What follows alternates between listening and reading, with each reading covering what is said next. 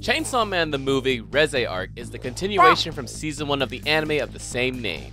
It follows the trend of a popular manga adapting a story arc in a movie format, where Japanese producers finally realize that they can make a lot of money by having their audience just pay to see it in theaters instead of watching it for free, in quotations, on TV or streaming. Now, I don't think this movie will do the same box office numbers as the recent Demon Slayer film, since Demon Slayer is kind of like the anime that broke through to the mainstream, similar to how Naruto and Dragon Ball Z were in the past.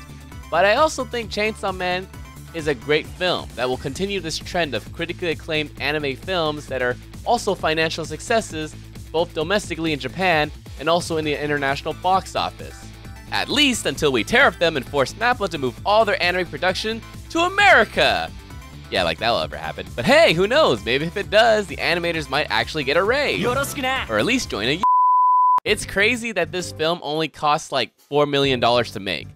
I can't imagine making the most visually impressive 2D animated hand-drawn fight scene in history and only getting compensated with a pizza party. The MAPPA devil really is conniving.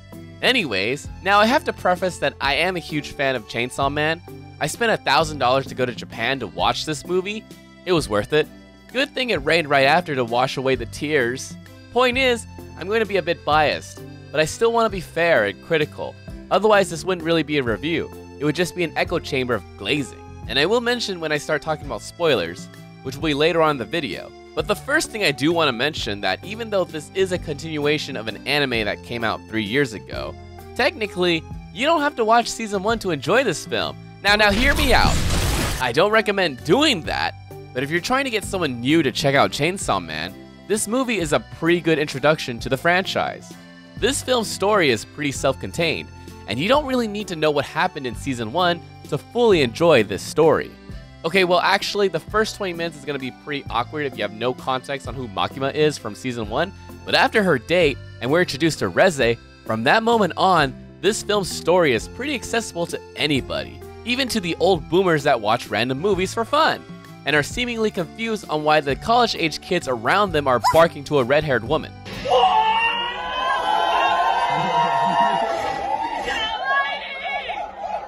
Now, I do need to mention the change in direction and art style, because this anime was very controversial in Japan. Now, the series director for season 1 was Ryu Nakayama, who opted for a cinematic, realistic, live-action look and feel for the anime.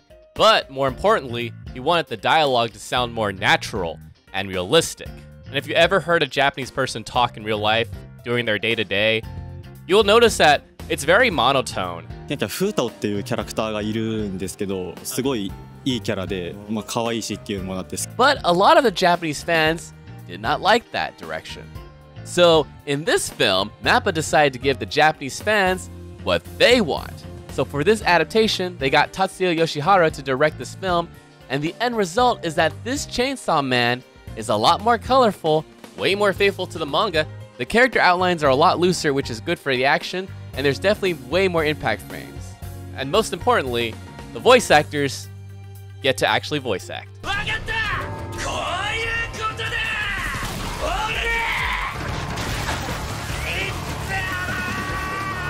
Which just means that they're a little louder than usual, but honestly, that really makes a difference. Now, do I find this change in direction better?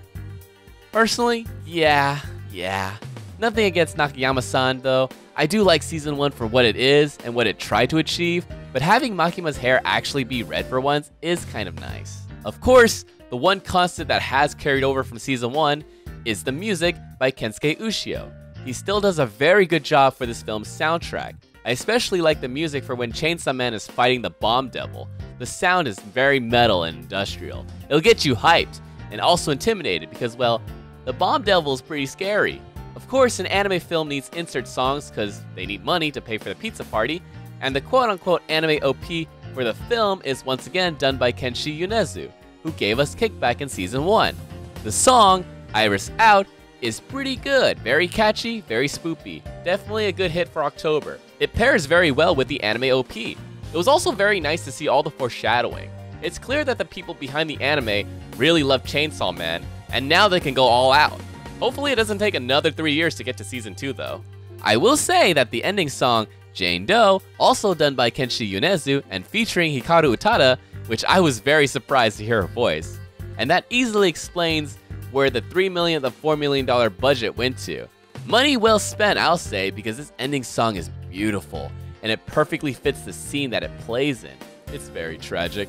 Also, Kenshi Yonezu is such a Chad. Man drew the artwork for both songs and split them up because he was so confident that Iris Out and Jane Doe would reach #1 and #2 in Japan's top 50. Look at me, I'm Kenshi Yonezu. I'm so hot, musically gifted, I can draw, I'm 6'2", and I also have a big dick, as Fujimoto said, seething. The last thing we can mention before we talk about spoilers is the animation. It's cinema. That's it. I mean, everything is Sakuga. I mean, look at this page in the manga. It's 2 panels.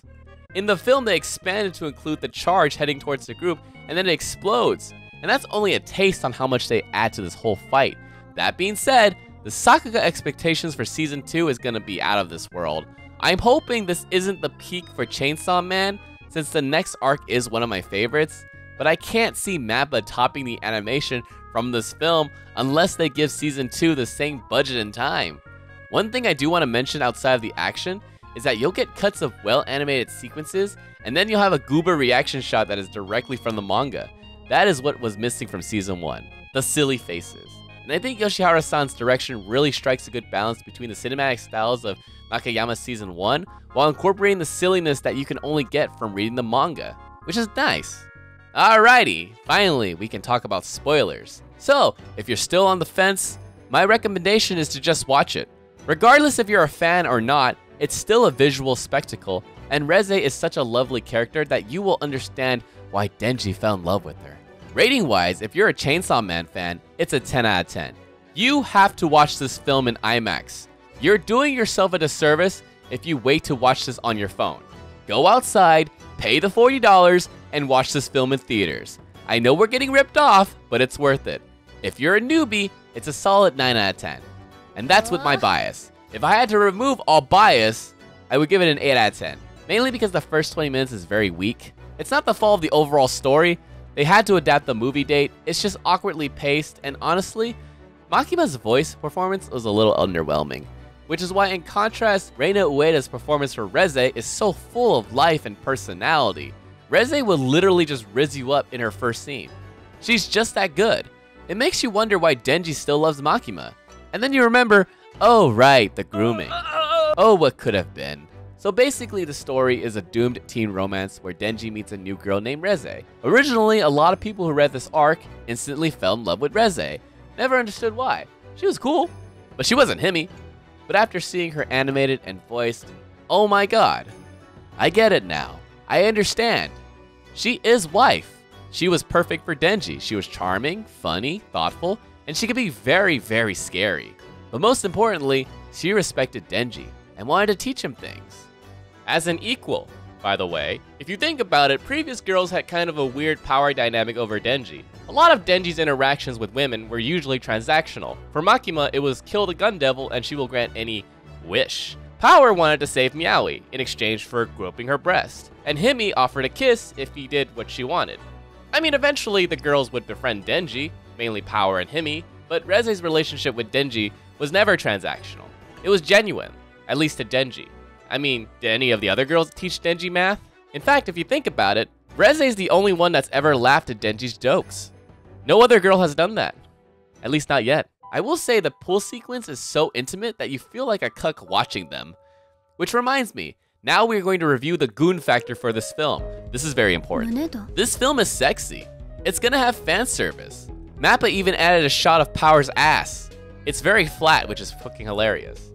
Reze also has jiggle physics, and it will make you feel things. They also make her boobs bigger for some reason. It's not complaining, just an interesting change. There are no nipples though, even though MAPPA clearly wanted to add them.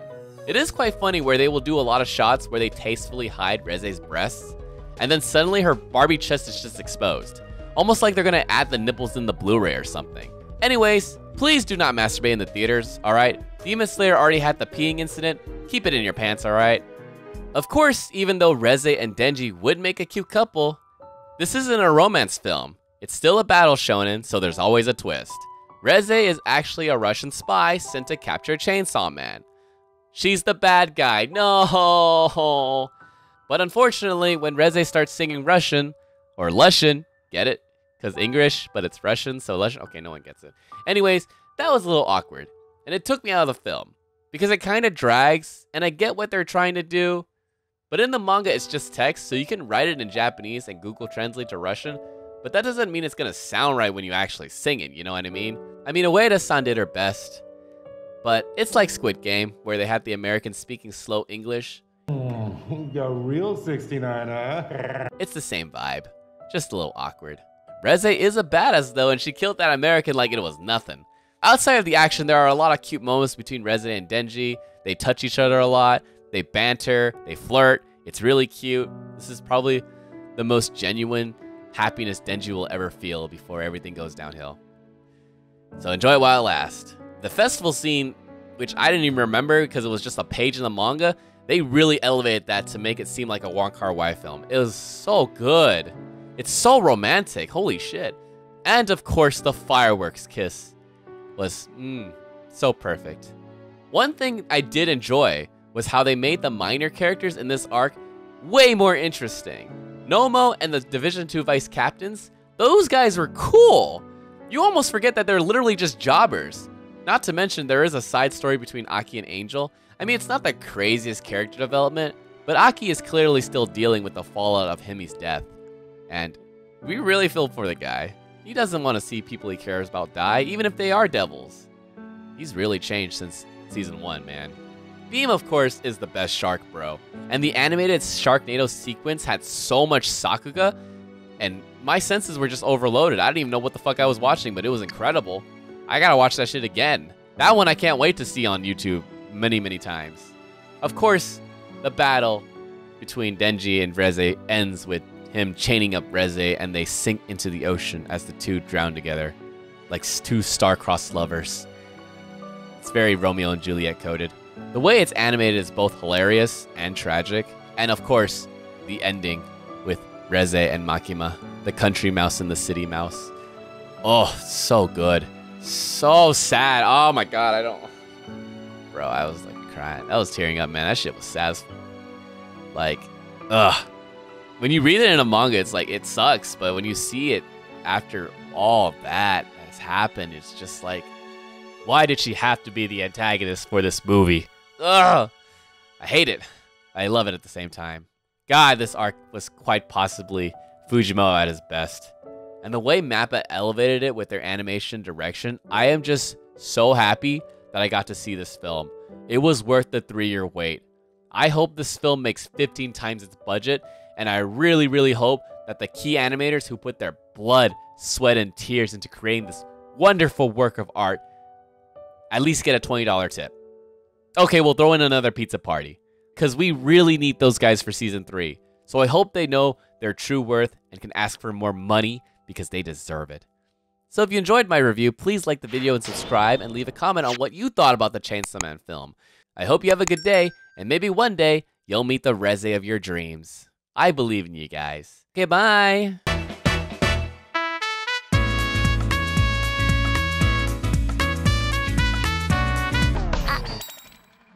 100円ください。